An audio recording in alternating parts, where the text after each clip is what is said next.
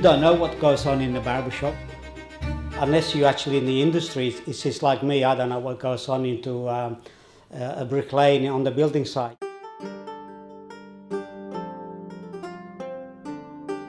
Dealing with the public all the time, we become judges of characters. You know, you meet the famous people, you meet the infamous, the happy people, you meet the cranky people. Those are very easygoing and those are very demanding. So we need to balance them out and sort them out, because those who are a bit more pushing, a bit more demanding, well, you have to tone them down a bit, you know. I'd rather have those who never met before, or those who come less often, every 6 months. I get on great with them because I haven't seen it. Oh, Mario, I haven't seen you for 6 months. Yeah, great. We got so much to talk about. Please come on board. Hey, good, great. I never met you before. Where are you from? Oh, good, great. Come on board. You know, lovely. You know.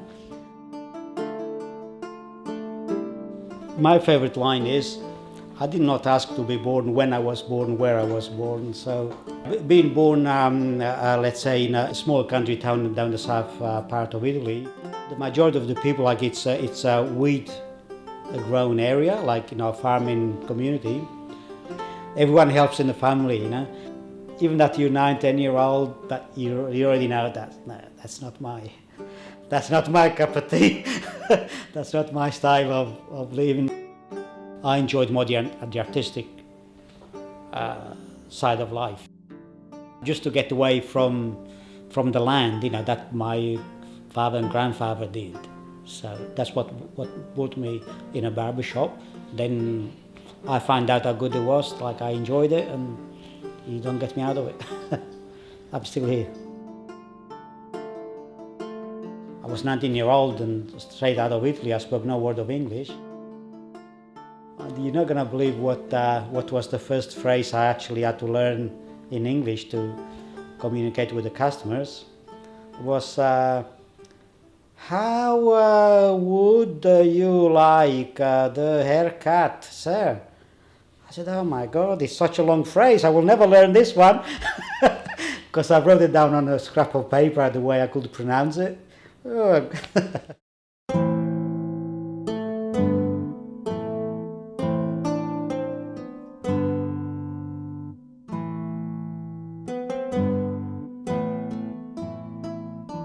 Biggest challenge I faced in my industry was 7 years ago when my wife,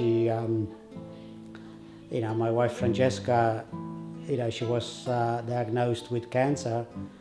Yeah, she was only 45-year-old, and when she got diagnosed, well, I knew I was in trouble. I knew for sure, especially the fact that I work on my own, if I'm not here, the shop is closed. And eventually I had 3 customers in the shop, and the day she passed away, like at about 10 o'clock in the morning, they rang me up from the hospital. They said, oh Mario, you better come here very soon and bring your family with you, because your lovely wife has taken a turn for the worst, See, that's where humankind is so good, Everyone was so good to me. All that happened, I said to myself, well, how much time off do I have afterwards? Because obviously my mind, I just lost my lovely wife, She left me with 16-year-old girl and 17-year-old son. How much time do I take off to be with them? Yeah, I love them, I want to be with them, but how much time off do I have at work? After Christmas, I came back to work, and of course, you're trying to smile like you kind of switch off, and when you work, you're just like an actor on the stage. You just get on with the job. But it helps the day go quicker. Helps you forget what goes on in the background, in your own personal life. That's what I loved about this job, is because I always felt that people were good to me all the time. Not just because I had a cutthroat razor in my hands.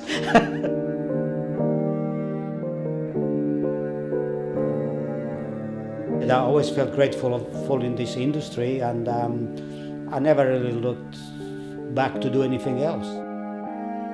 You know, this is my castle. This is where I feel at home. See, this is where, after a hard day at home, this is where I come and have a rest.